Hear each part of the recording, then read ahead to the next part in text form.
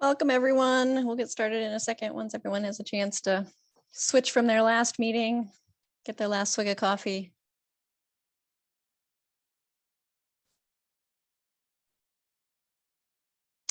Got some folks joining us. Excited to see that.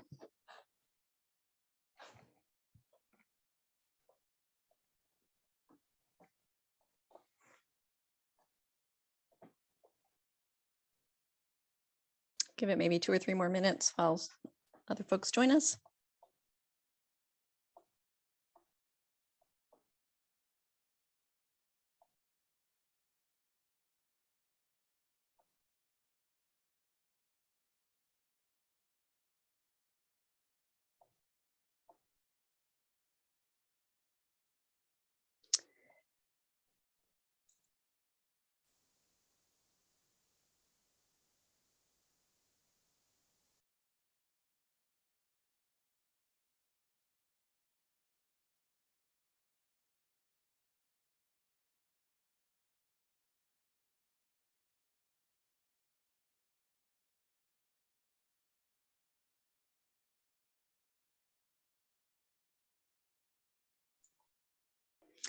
Maybe 1 or 2 more minutes.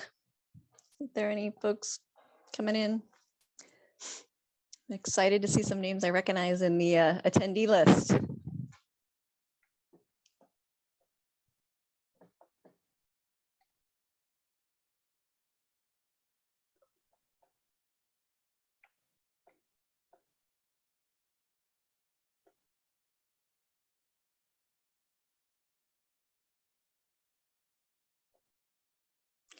I don't know how complicated it is for those of you that are on site, so I want to give folks a minute to log in or do whatever they need to do.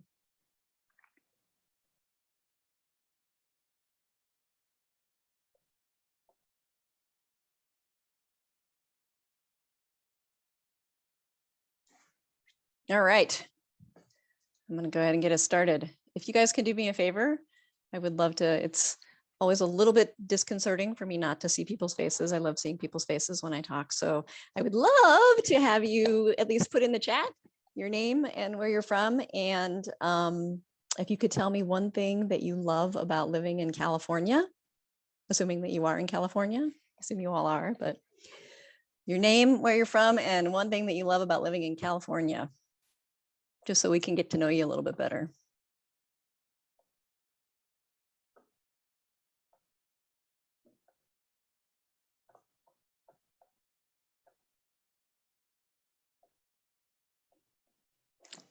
Oh, I guess I have to deal with the fact that some of you are on the app. So in the chat or on the app, which I probably need to open here. Joe Mata, lift her eyes. Hi, Joe. Christy, love the access to tons of outdoor activities year round. Beautiful year-round weather, says Joe. Aaron says, love the weather and progressive politics. Thanks, you guys, for being quick out of the gate. Let's see if I can figure this out on the app while you guys are. Iris, hi, Iris. Love the diversity of beautiful landscapes and amazing people.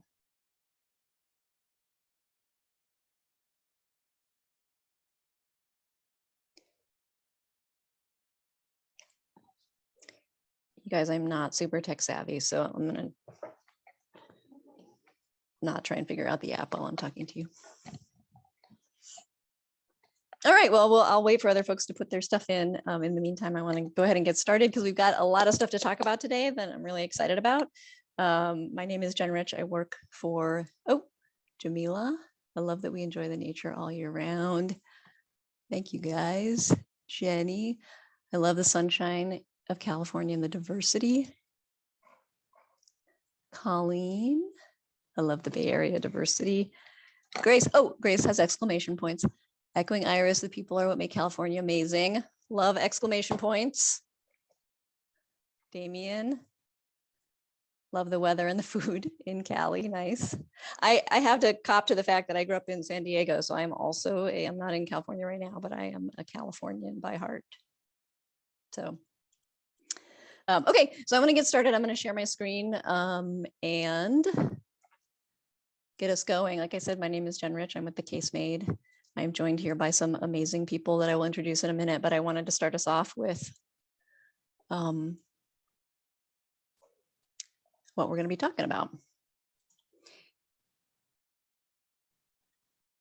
So, but mostly, see if I can do this. Come on. Mostly, I want to be talking about you guys because you are the folks that are here doing the really hard work, and you are the folks that we love working with, particularly at the Case Made. People like you who are community leaders and change makers and risk takers, the folks that are out on the front lines doing the really hard work to make justice possible. And I know maybe for some people that doesn't resonate. Maybe some people don't feel that way about themselves, but I just wanted to tell you that that we work with communities all across the country, and it's people like you that are actually out, doing the hard work of operationalizing justice. So own it, and we're going to talk about how we can help you do it today. So the way we think about leaders like you is that, there are others who might be on the long road to justice, but we know that you're in it to win it. We know that we are all working together to build once and for all a country where everyone can thrive, where we don't keep repeating the same injustices over and over again. And wherever, as a parent, I can say my big goal, my big reason for being is where every child in this country has not just a shot at success, but every shot at success in this country, right? That's why at least I'm doing the work that I'm doing. I hope that's the case for you too. And I also wanted to say that this is a moment that, like, we have in our lifetimes have never had a moment like this before, right? This is the moment where we have an opening that's been created by, a lot of bad stuff, but a lot of good stuff in our country right now in terms of people, getting out on the streets and demanding change and thinking about things in new ways. And especially with COVID, thinking about things in new ways around, where they want to live and where they want to work and the types of communities they want to build. So there's never been a moment that's riper for us to make really, really big changes. And that's why we're doing the work that we're doing right now. But the problem is, as you guys all know, right? This is hard work. Every time we think we're getting a little bit ahead, we actually take a few steps back. But the good news is we actually know why that is. The good news is that we know that part of the reason why we struggle so much with making progress is because a lot of the ways our brains actually think about big picture change. So one of the things that my boss, the founder of our company, Dr. Tiffany Manuel, did when she was sort of thinking all of this through was really go through and look at the research around brain science. Like, why is it that we struggle so much to get people behind big picture change? And it has, again, a lot to do with the way our brains are wired. Our brains are wired to really be afraid of change, right? For lots of different reasons. Our brains are wired to feel a sense of resignation, to like get bogged down in the negative sometimes that stops our progress. And then we have, many hundreds of years of built-in bias in the way our culture is shaped that actually stops us from wanting to get behind change as well. But the great news is, since we can name what the problem is, right, we can find the solution. So what Dr. T did, hopefully most of you know who Dr. T is, but what Dr. T did was actually sort of create a structure to reimagine how we might get around some of these obstacles to long-term success. Then what we say, we reimagine how justice wins. And I'm just absolutely delighted to have with me today 4 amazing justice warriors. Unfortunately, Lily, I didn't get your picture up here, but 4 amazing justice warriors with us that work at CHAPA in Massachusetts, who are going to be talking about some of their work to operationalize what we're talking about. I'm going to let them introduce themselves as we move along, but I did just want to say that CHAPA was actually born in the 60s out of the civil rights movement. by a small group of community leaders who understood that housing was fundamental to justice. And since then, they've helped create the Massachusetts Affordable Housing Law. They've helped create state level rental subsidy programs, the state's low income housing tax credit, and also the strongest expiring use law in the nation. So, throughout CHAPA's history, they've successfully advocated for a great deal of housing in the state of Massachusetts, including also bond bills and legislative priorities that they continue to this day. So I'm going to let them talk about that in a minute, but I did want to just set up the journey that we worked with, sorry, I should back up. We worked with them for the last probably year to do some case making, and they're going to talk you through how that went in a minute. But I just wanted to do a couple minutes of just high level the way we think about case making to sort of frame the conversation that we're going to have with them in a minute. But so joining me here today is Dana Lewinter, Rachel Heller, Jenna Connolly, and Whitney Demetrius. I'm reading you off based on how you are on my screen, and Lily Link as well. So you'll be hearing from them in just a sec. So we think of in case making, we think of the path to justice as a 5-step process. It's sort of a journey, to climb up the mountain. The first step on the journey is really preparing for what you want to have happen, right? You can't get people on your journey with you unless you know what the destination is, unless they know, and they know what the destination is, right? And that includes understanding who you are as people, so your mission, vision, and values, understanding what you think the path is, at least the major sort of turns on the road to get to your destination. So that's really the first step before you can take a journey of case making. And then you need to decide who you need with you, because you're making the case to a variety of different people, whether it be, who are the main decision makers and champions who can, get you in the door to bigger institutions and places. What are those institutions themselves that control the money and other resources that you need? And then how do you get all the way out to the public level to convince the public to get behind this really big systems change work, because that's how you get to scale, right? Is when you've got the public on your side. So those are all things you need to think through in advance before you do your case making. And then you really need to do the work of listening to those folks, right? Case making can't be inauthentic, like building will for stuff can't be inauthentic. It has to actually represent the hopes and dreams of the people that you're talking to. So you really need to listen to the hopes and dreams of people around you, and hopefully reflect that back in what you're trying to do.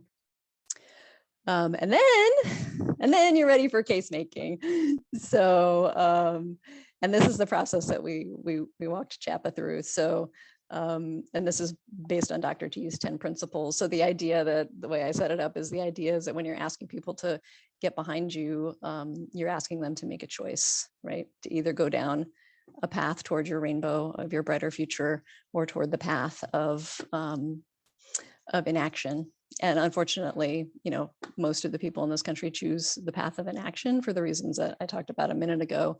The fear and the fatalism and the bias and stuff that stops people from wanting to get on your rainbow path with you. So, so Dr. T's principles are basically all set up to help keep people on your rainbow path with you. And one of the ways we help people do that, like I said, is through this case statement process, where we help you sort of align the principles of case making to your specific, the specific case, the specific journey that you're asking people to get on with you. And then once you sort of have that figured out, then you actually need to start rolling it out. So that's just kind of the way we think about it in case making. And I think, yeah, that was my last slide. So I'm going to pull this down, and I am going to introduce well, I already introduced them, but I'm going to, we're going to have a conversation with our panelists at CHAPA. I like to think of my good buddies at CHAPA. We've been working together for so long now on this work, but I wanted to start with Dana. We wanted to talk a little bit, Dana and I, about what it is that actually sort of set you on how you came to case making. And I know actually that your relationship with our with Dr. T and the principles of case making sort of predated my time at the Casemate. So I would love to just hear you talk a little bit about, you know, how you came to this and why you feel like you needed it. Thanks, Jen. And thank you for having me. I do wish I was in California with you all, but this will do for today. So as Jen said, my name is Dana Lewinter, and I'm the director of our Municipal Engagement Initiative at CHAPA. And this is a program that works with local communities to really bring together and support affordable housing coalitions on that municipal level. We know that's where all the action happens. We can have great state policies, great federal policies, resources, but things don't get built, things don't get implemented unless we have that support at the local level. And our model is really, we want to build a bigger tent. We want to engage broad stakeholder groups, very similar to the Casemate strategy as Jen was talking about. So we want to talk to people who are traditionally not engaged in housing advocacy. So transit and sustainability folks, chambers of commerce, racial justice advocates, people with lived experience. It's really a big tent model. And so we were seeing a lot of success in broadening our coalitions, but a lot of them were coming to us and saying, you know, we really need to tighten up our message so that we can bring in new people into the work, invite them to the work, and also achieve our outcomes. And so Whitney and I had the pleasure of attending a conference in Massachusetts where Dr. T was speaking. And as soon as we heard her, we were like, that's what we need. That's what our local groups need. And so we worked with her to bring kind of a focused working group model to our local coalitions. So she kind of walked us all through the principles of case making and started to help them to think about making their case locally. And I would say by the end of that session, we were really hooked on the case making model. And not only did it feel really affirming and positive the way that we were starting to speak, but we saw some really significant local wins coming out of that effort. And so it was really affirming. And in the meantime, at the same time at CHAPA, we were having a lot of conversations around our case making and goal setting. And we had kind of on a more internal level, and we had done some public opinion polling to better understand the attitudes here in Massachusetts around housing and new development. And basically it showed that, you know, most people in Massachusetts were concerned about the cost of housing. I'm sure that's similar in California. They generally supported more affordability, but that didn't translate into them supporting our goals and our strategies. There was a big disconnect, and in particular, people had some really negative associations with development and affordable housing development to some extent. They kind of saw the housing crisis as unsolvable, and they were turned off by a lot of the terms we were using, like density and transit oriented, and it all just felt very vague to them. And we were chatting about it earlier. Sometimes it felt really like hopeless. Like how are we ever going to do the work we're doing if this is how people feel about this? But the research also showed that when we used effective communications and we shared effective facts behind what was happening in our housing systems, people were more likely to become supporters. We actually saw a 16-point swing when we followed up with some more positive messaging and some really concise data. So we just, you know, we had been guilty of doing a lot of the things like crisis, you know, talking about this as a crisis and overwhelming people with data. But the most effective messaging was really more collaborative and future oriented, and all of that aligned right up with what Dr. T had been telling us. So it just felt like if we could take what we were doing at the local level and bring it to CHAPA and set our case, that we would be much more effective on our advocacy at all levels. So it was lucky that those two things were kind of happening at the same time, and all the stars aligned. So I know as you were doing this, you were sort of thinking through your bigger picture. So how did you sort of arrive, as I talked about a second ago, sort of the preparing for the journey? How did you guys arrive at the thing that you actually wanted to make the case for? Yeah, I think we had a lot of the key tools ready to go. So we have a strong mission statement. As you said, we've been around for a long time, and we're a really well-known entity. We are kind of leaders in the field, so we know who we are and what our strengths are. We had recently done some work on thinking about our theory of change and our intended impact. So we kind of brought all of that to this. And then we think of our work in these four buckets. We call them our 4 Ps. So we have planning, preservation, production, and people. So we wanted to highlight all of that, but we also wanted to be clear that all of the work that we do around housing, it's not just housing, it's central to everything that makes Massachusetts thrive. It's not this side advocacy. It is really, if we want it to thrive as a state overall, then housing has to be front and central to all of that. And we also had an opportunity to tie our goals into the governor here in Massachusetts has a goal of creating 200,000 homes by 2030. So we wanted to be clear how our work fit into that, how our efforts could strengthen and improve upon that. But we really knew that from our polling that our messaging of the past wasn't going to be enough to get us there. And so how to help people see themselves in all of those pieces, be really aspirational, get more specific. Not just housing, it's not just affordable housing. There's a way forward that we are able to present. I think that was really critical for us as we were getting to that big picture.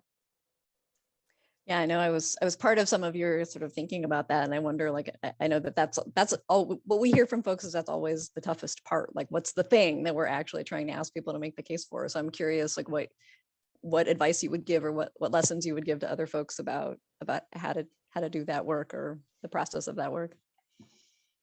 Yeah, I mean, I think it was very hard to settle and commit to a specific case action plan. You know, we work on housing advocacy at so many levels, at federal, state, local. We're working on production, on new resources, on policy, on planning. So I feel like the trap was a little bit that we wanted to keep it high level and open to encompass all of that, but that wasn't resonating with people. They needed to understand where they fit into that and how we could move forward. So once we did actually settle on a case and how we want to achieve it and how we would bring others along, all those things started to fall into place. So each of our teams could see how their work fit into that bigger picture case without it, you know, really specifically being called out. And I think that was really the hardest part, just getting there. And I think, you know, the other thing that was really helpful was finding a way to elevate housing above all that kind of background noise about all of the crises. You said earlier, every time we turn around, we're inundated with another crisis. So how do we elevate housing above all of that and make it something people want to focus on? So being both aspirational and achievable I think was the critical balancing act that we tried to hit. And then I guess the last thing I would say, and this is probably the hardest, and some of my colleagues are going to talk about this later, but just be willing to let go of some of your past messaging. You know, it is really a challenge to hear you and Dr. T say like, oh, what you've been saying is bad. Like it's not gonna work. I know you didn't say it in that, you know, blatantly, but to hear like, you know, you're doing the right work and you have the right goals, but people aren't going to come along this path with you the way that you've been talking about it. That is it's a really unlearning process to kind of change the way we talk about these things. But as you start to see it in action, see how people respond to it, it really is refreshing and it gets easier and more natural as we go along. So just being willing to let some of that go, it would be a big piece of my advice. Thank you so much, Dana.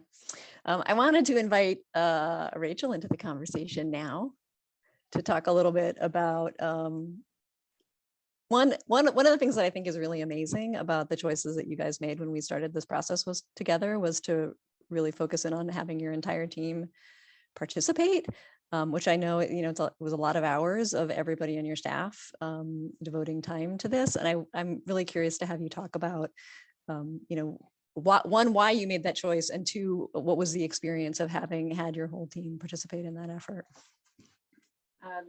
It was a great experience to do it as a team. I mean, it was such a good team building exercise with an outcome that really brought our work all together.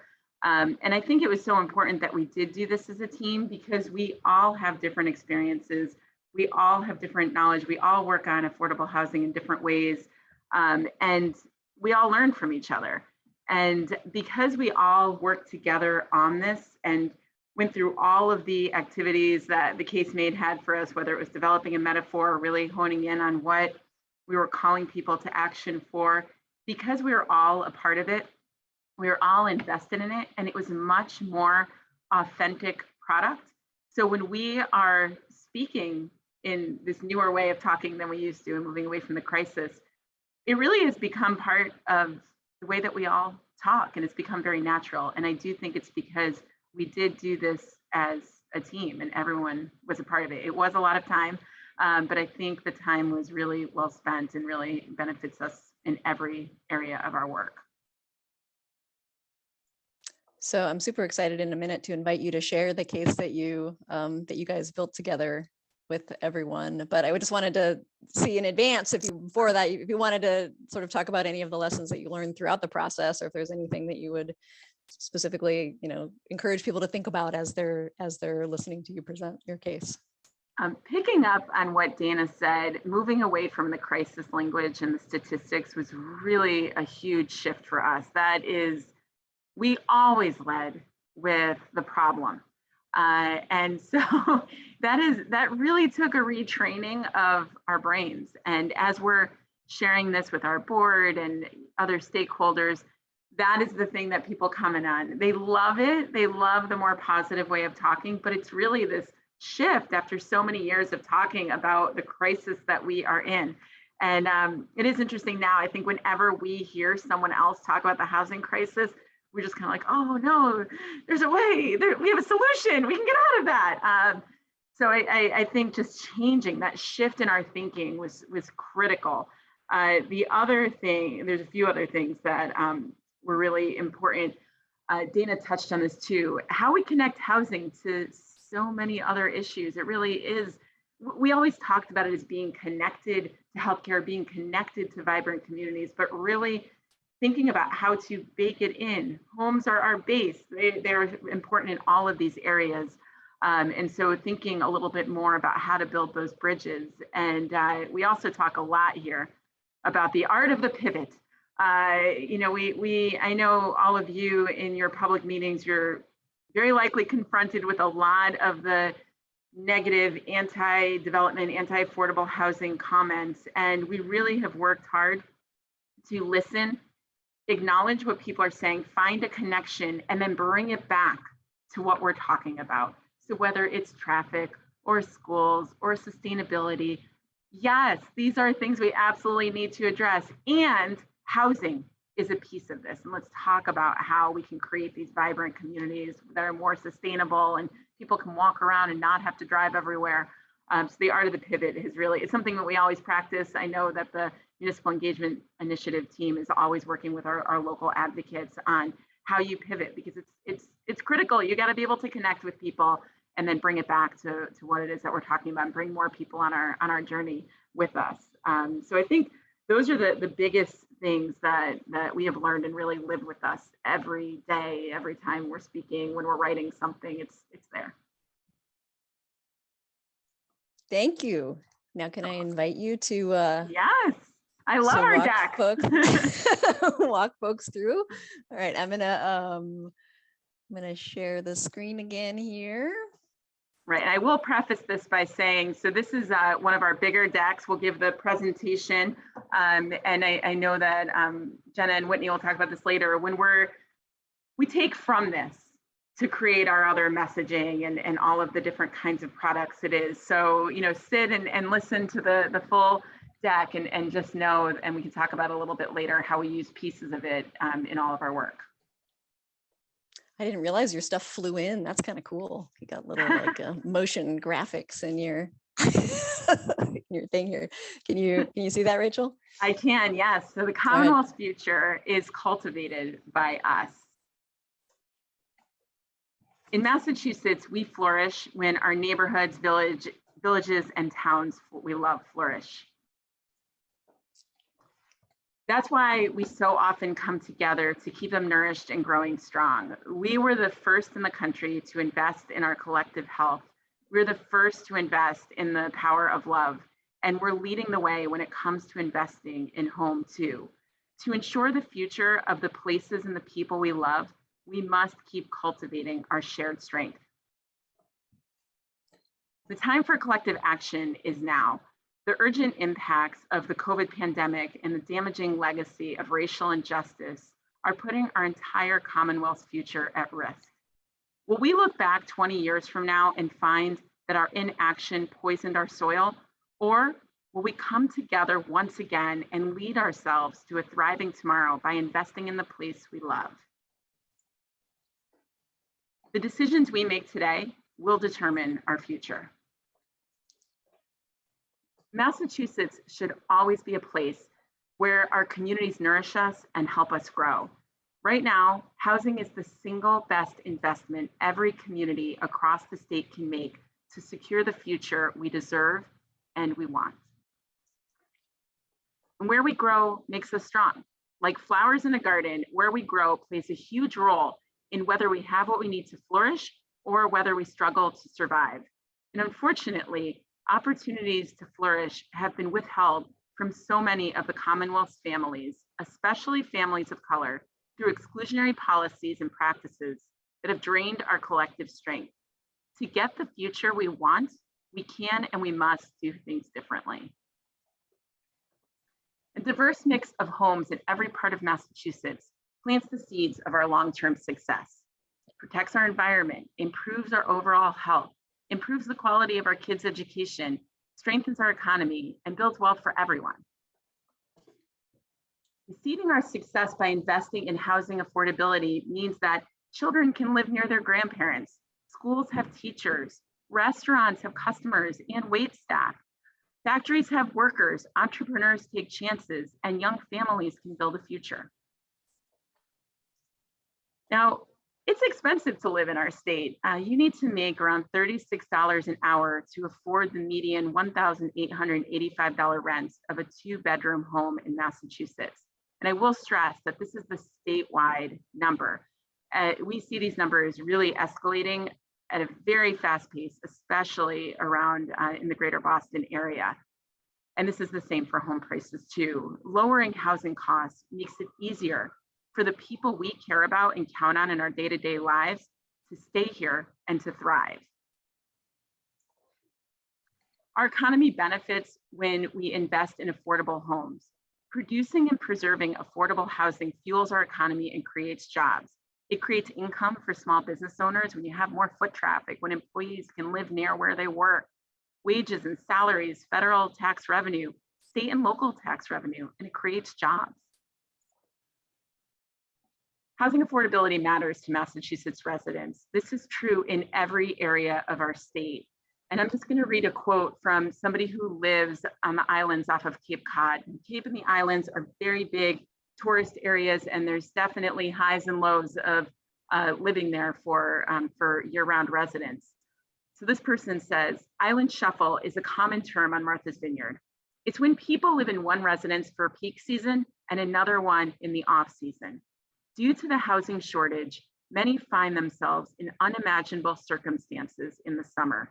Shacks in the woods, hose water, and composting toilets. I have personally moved over 40 times. Now this household was fortunate to win a lottery, to win an affordable housing lottery and be able to have a home of their own where they can plant bulbs and they can see that garden grow.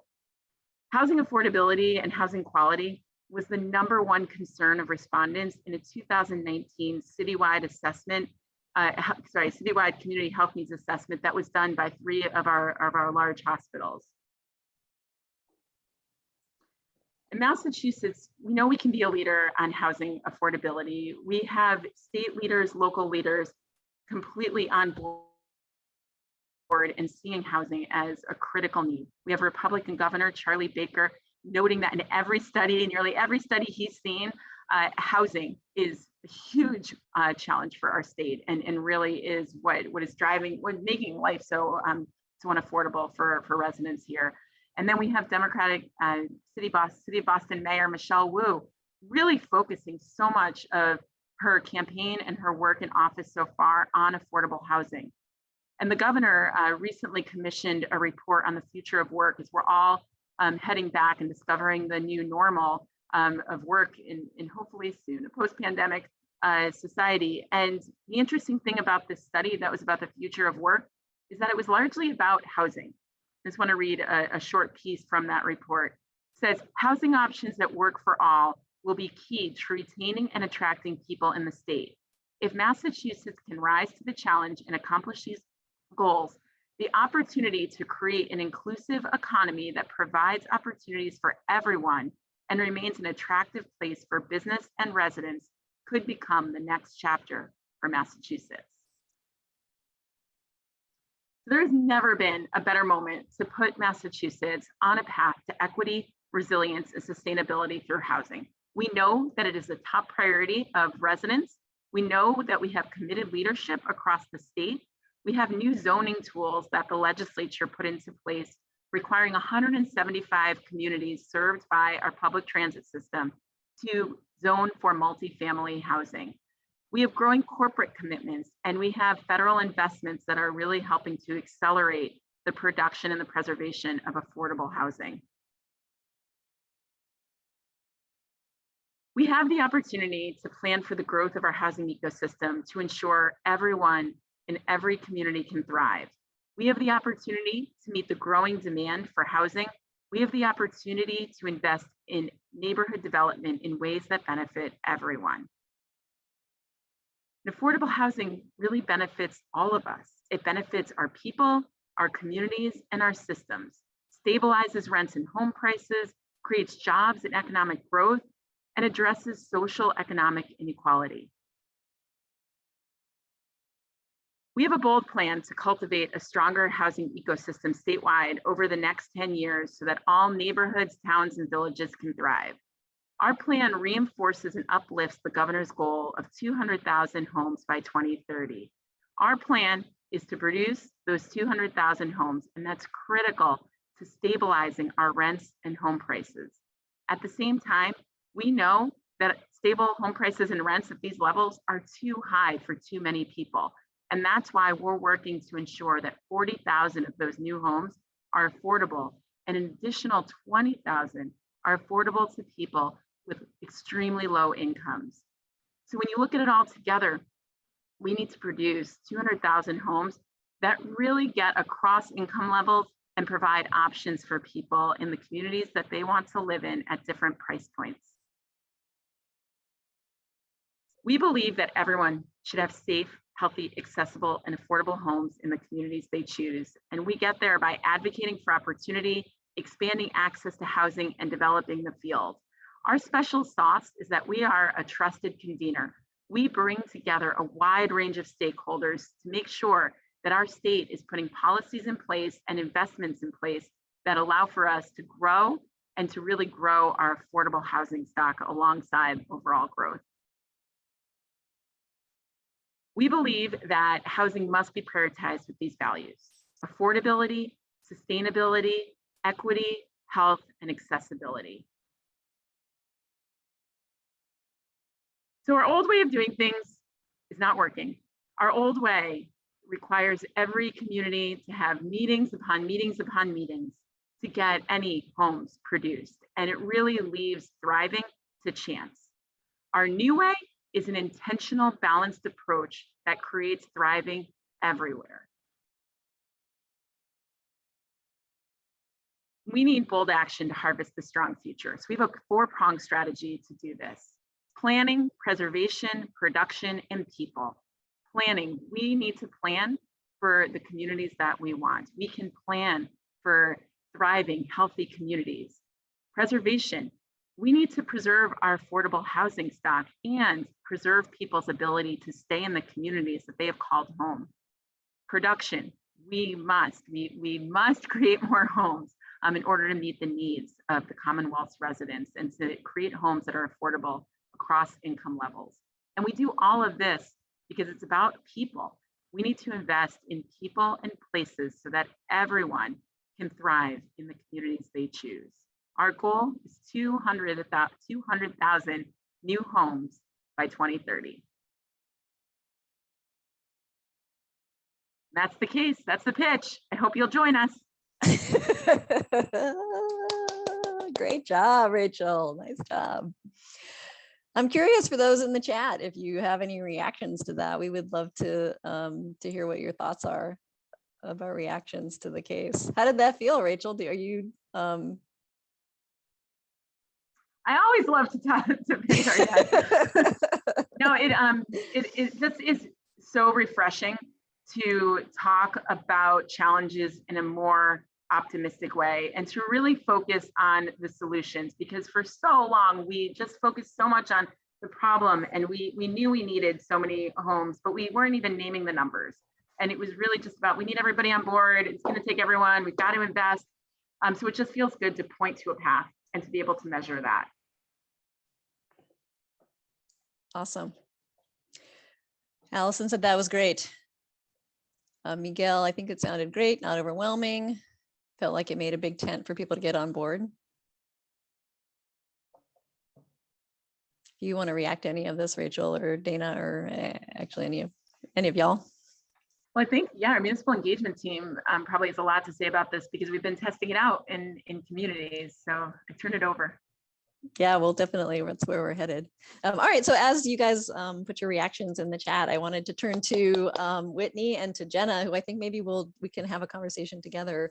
Jenna is actually the comms director, comms manager at you can say what your actual title is at CHAPA, and her job is really to sort of roll this out internally across the communications, and Whitney is really the one out in the field sort of using it to build municipal engagement as the director of fair housing. I'm totally butchering your titles. I'm sorry, you guys, but anyway, feel free to feel free to say your titles. But I would love to maybe Whitney, why don't we start with you? Maybe we'll talk a little bit about sort of now that you have this case statement, what is it that you're actually doing with it in your role in the communities?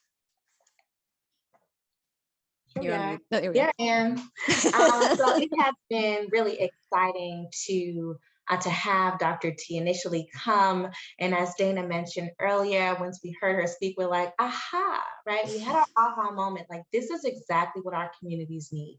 You know, I think we looked at each other from across the room during the conference and we're like, yeah, you know, we're just so excited to have a conversation afterwards and really bring her on into our municipal engagement initiative work, as Dana mentioned, where we're working in local communities to really get them along, move them along into building out coalitions that are supporting affordable housing efforts, right? So as we were also thinking about our role in terms of CHAPA as an overall organization, what's been really exciting is being able to implement what we've learned, right, on the local level, right? Sharing with our community partners, sort of in a wide reach, about how to avoid crisis language and how to build a positive future, and how to frame the work that you're doing maybe a little bit differently, right? And although it sometimes was a struggle in moving folks along the way, some of how we've done that is in really sharing our experience and then what we've been able to do at CHAPA in framing our work, right? And so it's been really exciting to put together our a conference where Dr. T came out and really did sort of a hands-on intensive workshop with some of our community organizations, of coalitions, who are really working in their community to make their own case for affordable housing. And so it was a struggle at first in terms of needing to do practice, right? Have to practice that out and have to sort of unlearn, as Dana said earlier, some of the things that you've been used to doing and sort of leaning and starting off with the data, right? But really helping them to sort of reframe and centering their vision more aspirational, as opposed to, we have a crisis and you need to come to this meeting, but really helping them to understand this idea of aspirational thinking, of the we, right? As opposed to the us and them, which we're so trained to really do, right? And so we help them to focus around their shared values, right? What do you stand to lose in your community if you don't do anything? But really framing that around what is it that you love, right? We talked in the beginning and starting the session, thanks Jen, in the chat, where people talked about what they love about California. They love their diversity. They love the weather. They love getting out and doing activities all year round, right? There's so much about the people that people shared as well, right? About why they love California. And so in that same way that we talked about this in our slide deck, as far as the state more broadly, we're helping communities on the local level to talk about why do they love Revere? What is it about Revere Beach and the diversity and the cultural parade and the festivities and the film festival and all of the things that bring and make that community so vibrant, and how that plays into the housing efforts and goals and mission of the work that they are doing. So it's been really exciting to see them rebranding themselves, right, in many ways, thinking about that in terms of what their mission is, rethinking that in terms of what they post through their op-eds, through their websites, and different things like that. So it has been a pleasure as well to have her have done that intensive workshop. But then afterwards, folks were like, we need more help. We want to brainstorm. We want to like have a cohort of folks. We want to get together and we want to work through this because there's a working through, right? It's a process of buy-in internally first, as a coalition of sorts, but then also the buy-in of the community at large. You're trying to sort of build out your stakeholders and gain interest and support, right? So we have done our Making the Case calls monthly ever since Dr. T came. Folks have been fired up, so we've been meeting monthly for the last 2 years or so with groups and coalitions who are helping each other and sort of really building these things out in terms of how this looks. Sometimes we have folks come and they share their problem and we kind of, open up our book, our Dr. T's book, and we are kind of shooting things out and helping them to troubleshoot through these various ways. So it's been really, really exciting to work with our sort of external sort of local coalitions to have them really reframe some of this as well. I love that one of the things we talk about with case making is really sort of developing a shared language. Like, how do we sort of develop this shared language about how we do things differently? And I love what you just said, Whitney, about how people now like can speak the same language about case making, about how do we do this stuff differently. I know you talked about some of the differences that you've noticed, but I don't know if you could say a little bit more about like what you're seeing out in the state about how the impact that this is having. Yeah, there is a switch, right? We also talked a little bit earlier about this is the now moment. The moment is now. There's so much going on in the country, and there's certainly this sense of wanting to switch away from the negative dialogue, right? Because, we tease at times, it's like, folks are like, this is hard, and I don't know if this will resonate in my community, but, we kind of challenge them the same way Dr. T has been able to do with us and say, oh, has it been working? So if not, let's try something new. And so in terms of that, we've really been able to help folks really stay on that rainbow path and avoid some of the crisis language, and really be able to revamp a lot of what they've been doing in whether it's their badges, their buttons when they go to public meetings, whether it is their op-eds or what have you. But really, we have been seeing a shift, right? Where we're not seeing as much data, negatively driven data at the onset to bring folks in, but really being able to strategically use the data, as you saw us do or attempt to do here, like in our CHAPA slide deck, right? Have the data there, but having it support a more aspirational dialogue around where we want to be together. Awesome. So it's been hopeful. That's so great. Thank you. Jenna, I wanted to bring you in too, because I know that you have sort of the other side of the coin here about sort of the work that you're doing internally to CHAPA to diffuse some of this new case through your work. So I was wondering if you could talk a little bit about some of the ways that you're using the case internally to shift the conversation. Yeah, thank you. And what I'm going to say is probably going to echo a lot of what Whitney said, but in our own context. So Whitney said rebrand, and it really kind of is like that for us as well. I mean, you've heard we had to switch kind of how we've been talking about things, but we are conveners, we are thought leaders. So a lot of people are looking to us of what we're talking about and how we're talking about it. So us incorporating new language and new messaging into op-eds, to our website, social media, legislative testimonials. So, we may not be pitching the deck, but we're certainly incorporating all the words, all the little sound bites in every way we can. So not only all the staff talking the same way, but everything we put out now kind of has that new frame. And so that's very exciting. Even I think I threw some text from one of the slides on a retweet of a news article the other day, and it got shared so broadly, and it just speaks to how impactful just how you say one sentence differently can motivate people. But it's also how we talk about our work. And so, like Whitney has said, it resonates with people who are unfamiliar with housing, but it also kind of re-energizes people who are housers and who have been in the world a long time. We presented it to our board not too long ago, and they said they were super motivated, super energized, super positive. So it may be a shift, but it really does get people moving towards a solution. And that goes across visuals too. So we're trying to incorporate more pictures of people, just any way we can use the language or visuals to invite more people to come along. And it really, I can't repeat enough, I'm sure you've heard it 4 times by now, but avoiding the crisis language and building the positive future for people is crucial. Even as small as Rachel was called on a press call the other day, and it was about a data report that, is alarming, rents are going up. And, to your credit, Rachel, she pivoted and used the solution language and the quotes there, and it's getting shared. So it's just, you really can't underestimate how it's not a small change, but just that reframing, it really goes a long way.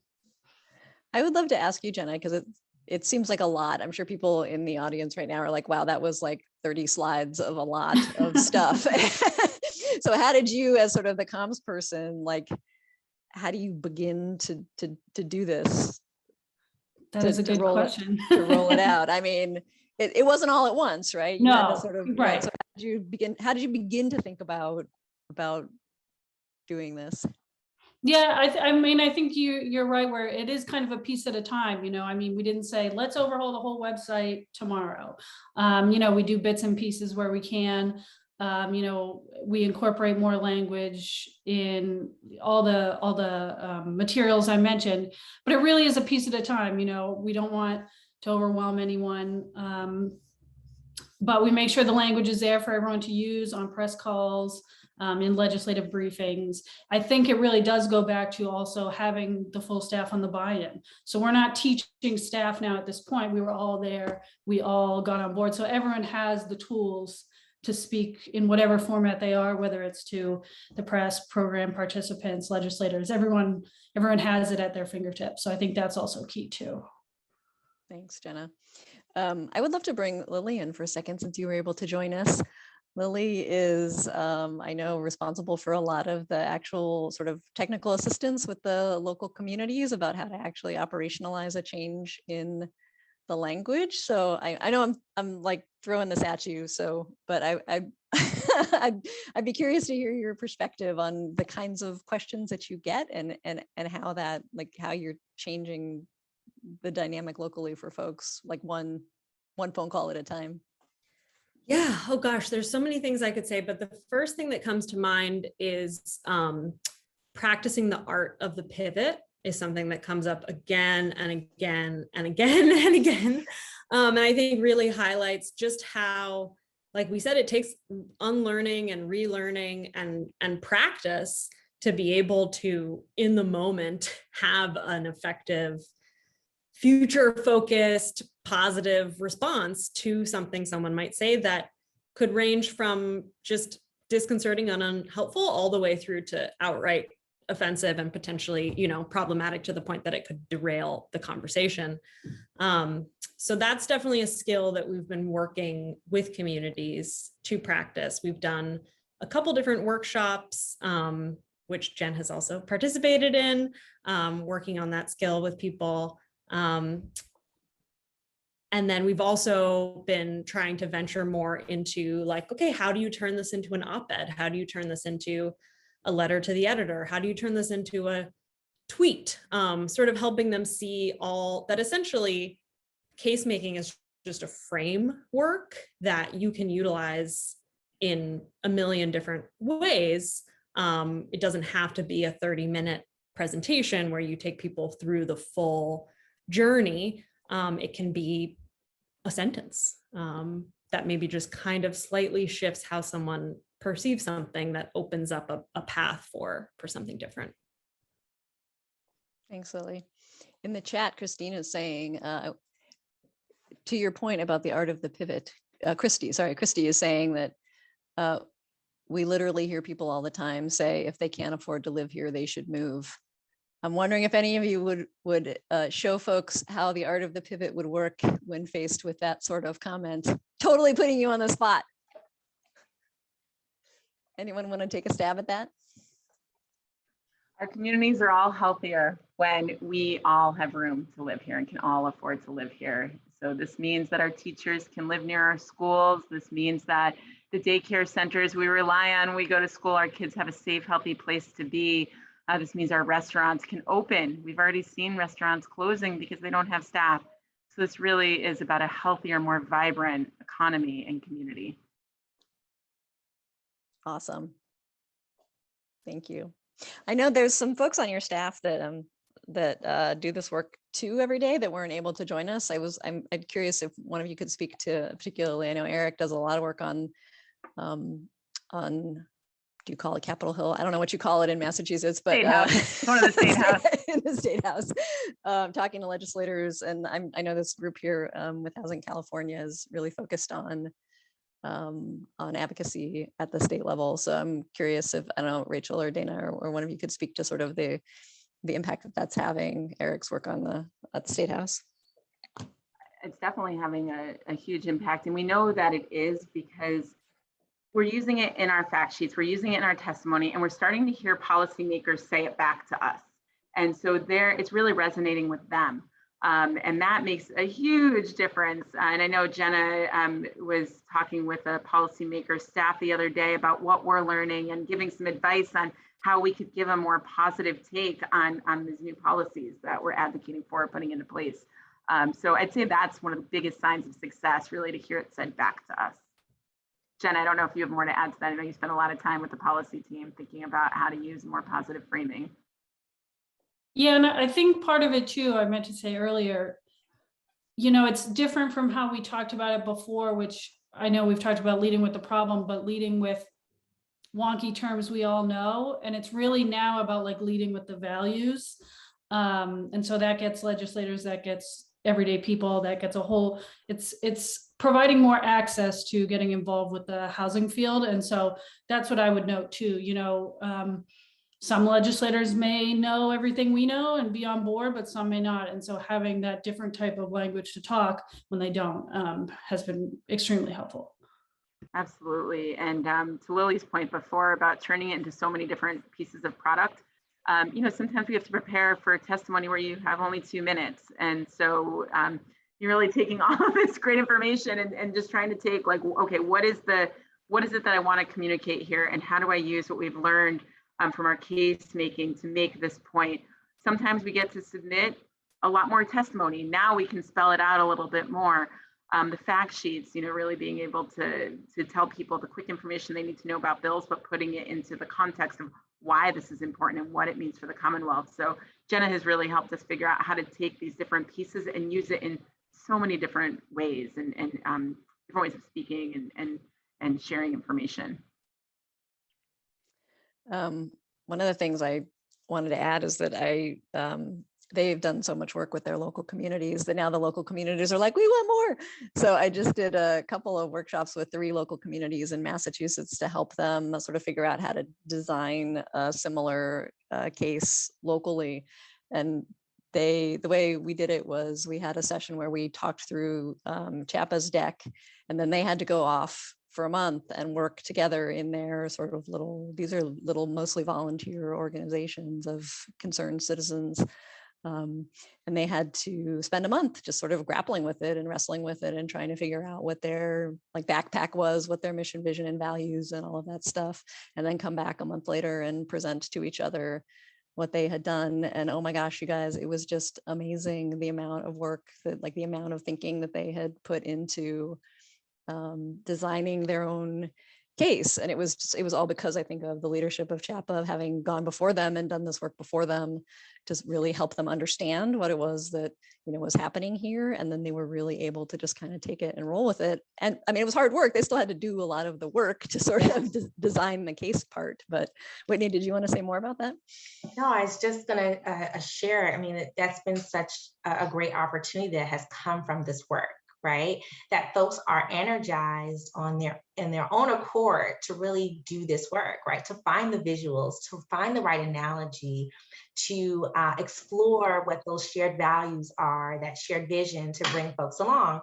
And then what will be even more exciting is to see them really implement that, right, on the ground level, to, as others have said, to implement it into op-eds, to bring some of the framing when they go to Springtown meeting, right?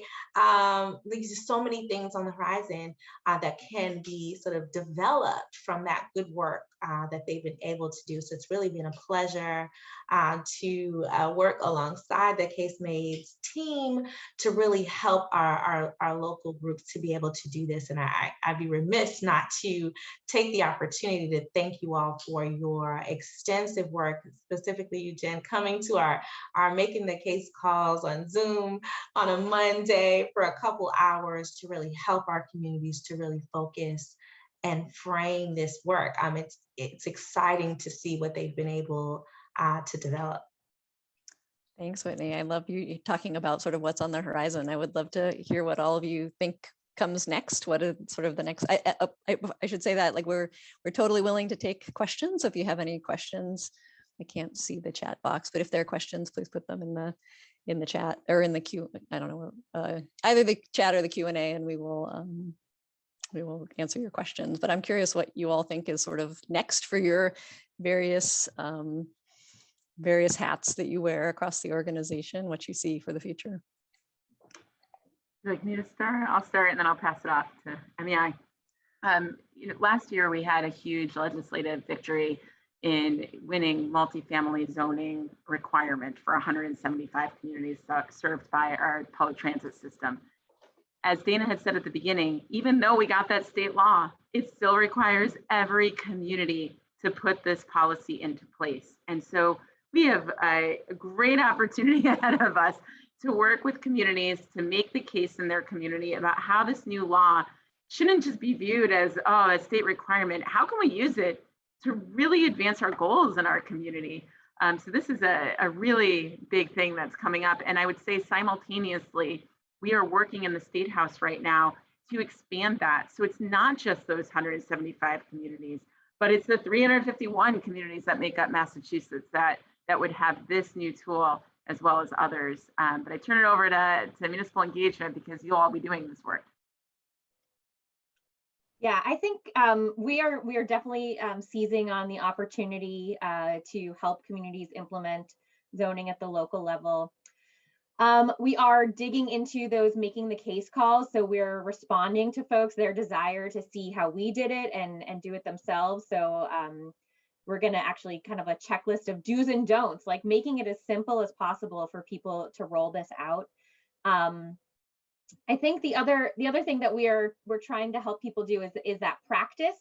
So test this with your allies. Like it's been really cool to see how our communities are thinking about what resonates locally. So one of the things, we have 351 cities and towns in Massachusetts, and every single one of them views themselves as unique. It has their own structure, their own governance, their own flavor, their own what makes them special. And so what works in one community wouldn't necessarily work in another. So how can we take the lessons learned from our peer communities, but make it really personal and give people something that they can attach to?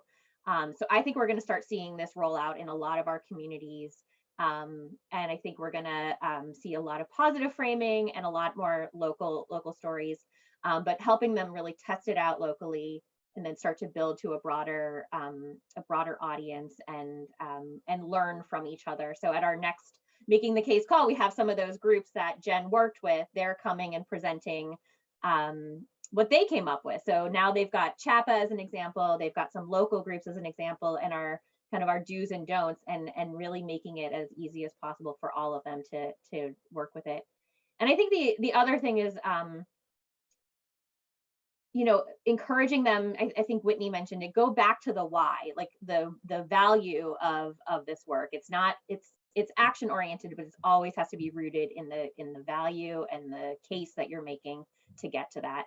And I think we're going to start seeing that in more and more communities. Could I add a quick comment if we have time? Yeah. The thing I keep reminding all of our communities that we're working with of is just how much you really need to practice this. It absolutely is something you have to practice over and over and over again. It's like basically every sentence I say, there's a part of my brain that's like, am I using the case-making principles? And I really have seen over the past year of kind of trying to incorporate those into my everyday, I really have seen a difference in just how much more naturally it comes. I'm not having to like really think about each individual principle the way I might have had to at the beginning. And I think that's just the thing that I would want to remind anyone of who's going to attempt this journey, is to not get discouraged after like 2 months when you haven't changed your entire organization and your entire brain and your entire community. Because it really is, I compare it to cognitive behavioral therapy, which is just like replacing unhelpful thoughts with helpful thoughts. And that takes a long time to do, to shift one's mindset. But the amazing thing is that once it happens, it's so deep, it can't be undone. And I think a lot of the crisis language that we use is really good at making people panic and putting a fire under their butts to run out and like vote for one candidate or attend one protest or take like one action that feels like, oh my God, if I don't do this tomorrow, the world's going to end. But I think that case making and taking less of a crisis messaging to more of a future focused, here are opportunities messaging. You might not get 1,000 people sprinting to put the fire out, but the people that you do get, like, they're in it and they're not leaving. And I think that has really imprinted on me in a way that I might not have understood a year ago when I was just kind of learning about this. Yeah, I would add, building off of what Lily just said, it really does become part of you. I don't even remember the old way we used to talk, and it used to roll off my tongue. We had the way we talked about the crisis. I honestly can't remember it right now. So thank you, the case made. You've eliminated that from my brain. I did want to say it's not always easy. So Lily was saying how practice. I wanted to share a quick anecdote, which I'm sure many of you can relate to. So there was a article in our paper, The Globe, that got me fired up. It got me angry. I thought, like, the way that they were talking about housing and affordability, I'm passionate about this. And so I wrote a quick response letter to the editor. Out of frustration is, I guess, the place I was coming from. Luckily, I sent it to Jenna, as I should, to take a quick look at it, make some suggested edits, and she was like, okay, let's apply our case-making principles to this. Let's use our language, made some suggested edits, and it was amazing. It was my feelings and my tone were transformed into something that was really aspirational and approachable. And it ran. They, first of all, like, got picked up by the Globe. They ran the letter. And then when it did run, I heard from a lot of my colleagues and our local advocates saying, oh, this was so wonderful to see this. It was getting shared. The language was getting taken into their local work. So it's not all easy. You know, we do have to practice, and even some of us who are passionate about this will find ourselves falling into that trap. But I think that goes back to knowing that if all of us are speaking the same language, we can catch each other when we start to go off track and keep us on that path. So thank you. If I could add one thing with our coworkers who are not here, our policy team, Eric and Abby, some of this idea of like the shared values, right? And trying to bring folks along with you on this rainbow path. I think one of the barriers is sometimes you want to educate folks so that we're working on the same playing field, right? And so at CHAPA, we have sort of our fair housing legislative agenda, and we're oftentimes working with, talking with different legislators, policymakers, et cetera. And so the frustration is sometimes we're not talking about the same thing, for instance, when we're talking about fair housing, right? And one of the ways that they pivoted is through sort of this educational campaign. So getting the book, The Color of Law by Richard Rothstein, in people's hands, right? I applaud you all in California who have this statewide affirmatively furthering fair housing policy. We're trying to do the same here in Massachusetts. And so instead of having that frustration, we pivoted around that and trying to think about how do we bring folks along the way with us. So just kind of rethinking, being more aspirational about how we do this. This work has really, I see some great things on the horizon, and hopefully that we'll be sharing with the great state of California real soon. I love it. Thanks, Whitney. I think we still have 15 minutes left if I'm not wrong, but I'm wondering, Yasmin, if any questions have come in or if people are being bashful. I don't see any, but people can drop it in the chat if you have any questions for the panelists. I see one coming in. I will forward it to you.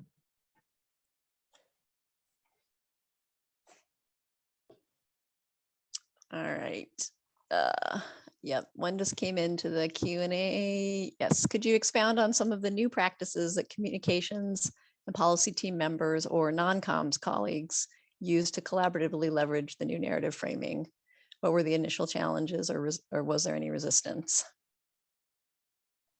for non-comms folks?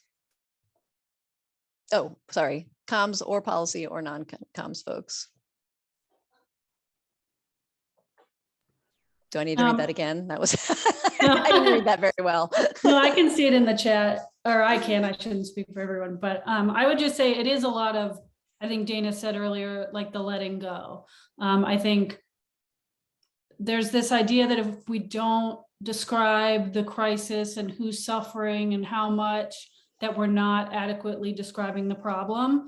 But to some people that turns them off and then they're not listening anymore. So letting go of that is really hard, but you know, it's not that we're ignoring those things, it's just how we frame it towards the solution so it's not immobilizing. So I would echo what Dana said earlier and say that's probably been the hardest part. But you know, again, making sure everyone has the language and they can use it at their discretion in their work is crucial. So you're not having to, everything comes to me, the comms person, and I'm incorporating it. Like we're all starting from the same base where we all have that language and we can build from there.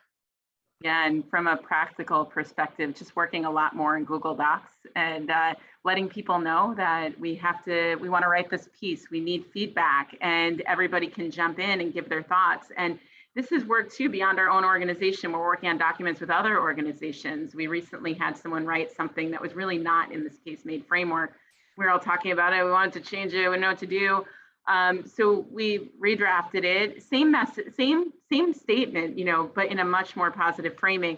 The person loved it, and you know, we've collaborated on more things since then. So it's doing a lot more when time allows, just sharing a lot more and asking for more feedback from people. You alluded to the fact that you practice a bit. Can you describe, like, do you have sort of standalone practice, or is it just sort of feedback as you go for different folks, or how do you sort of operationalize it? Yeah, we've done some real practice sessions through our local work, at least. So we've had making the case calls where we've asked people to come with what you guys call the negative disruptors that are leading the conversations locally. And ask them to put those out there, and then as a group we start to come up with, you know, if you hear people say, I'm all for affordable housing, but the impact this is going to have on our schools, what's the right way to pivot, and how can we you know, come back at that in a positive way that will move our agenda forward. So that example, you know, we value the schools in our local community deeply. It's why we all live here. It's why our kids are the most important part of our community. And that's why we believe more people deserve to be able to live in this community, and why we need more housing opportunity, more options for everyone to thrive and benefit from those schools. That's the kind of example of a thing that we're doing in those practice sessions. And then people are going out and testing them in their communities, in their materials, and reporting back to each other, you know, this is the kind of response I get to that, and how do we go from there? And so I think that's been really interesting. It's and it feels collaborative. It feels like everyone is an expert in this work. It's not just us giving the tools to them. It's really you know, once you start to understand how to do it, everyone is an expert in this as well.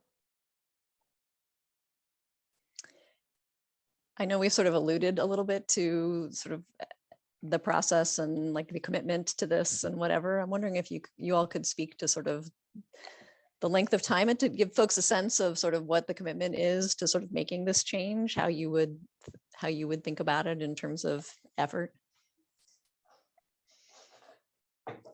It was a lot of time.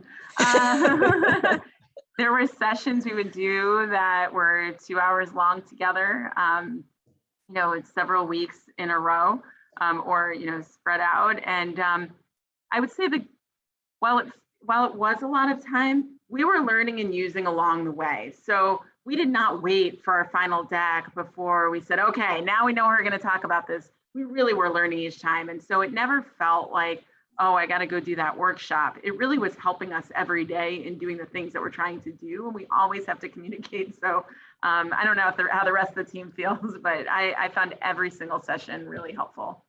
It was also fun to work with our team in that way. I would agree. And I think that Jenna and I were talking earlier, just in that it gave us this lifetime homework of just knowing that it's going to be ongoing work to continue to reframe, to revamp, and to sort of, again, staying on that rainbow path of our work, right? So constantly sort of rethinking about how do we share our stories through pictures. And so, you know, making sure that we're documenting things so that we can use them in our pitch decks, et cetera, as we do ongoing work, right? So as much as it took some time to get us where we're at, there's this ongoing effort that we're sort of bought into as an organization as well.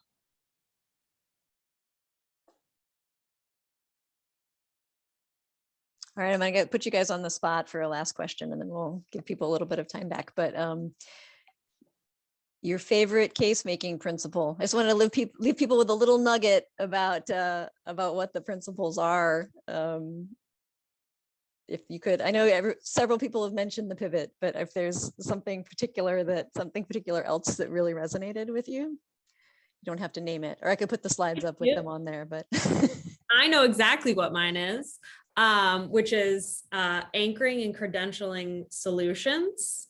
I think is so important and something that I bring up all the time. Being really thoughtful about like, what do we say first? Because oftentimes that's, if people only take one thing from a talk that you give, it's probably going to be what you said in the first 2 minutes. That's like your opportunity to be like, is this someone I'm going to listen to, or am I going to zone out?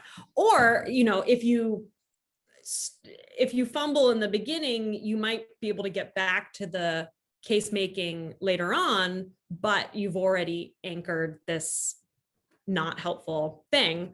And I think we have this habit that we've been taught in many different ways, sort of the like debate, the classic debate response, where you have to say why what the other person just said is wrong, get to that first, tell them why they're wrong first, and then make your point. And that's just so crazy backwards, but it's something we're so practiced in doing. So yeah, I love reminding people to like get your solution out first, focus on the positive first. awesome, thanks, Lily.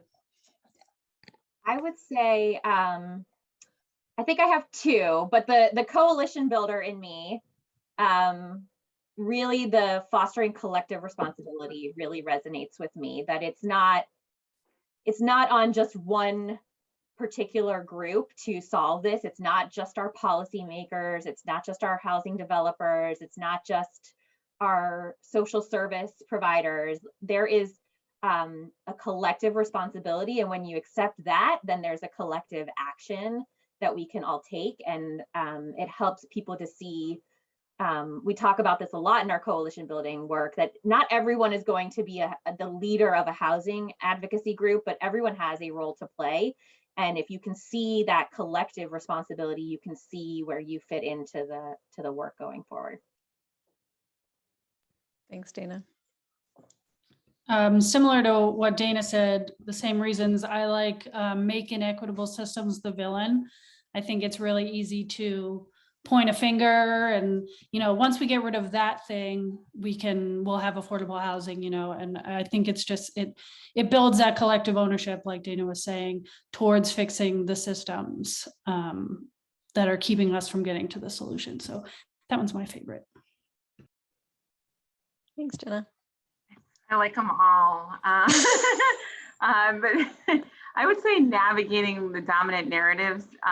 One, it's kind of like therapy to get them all out there and just go ahead and list all the negative things that are always said, and then to start to incorporate that into what you're going to present. So you're addressing it before you know that onslaught is coming of the traffic and the problems and the kids and and to actually get in there and talk about the, from a very positive point of view is fun.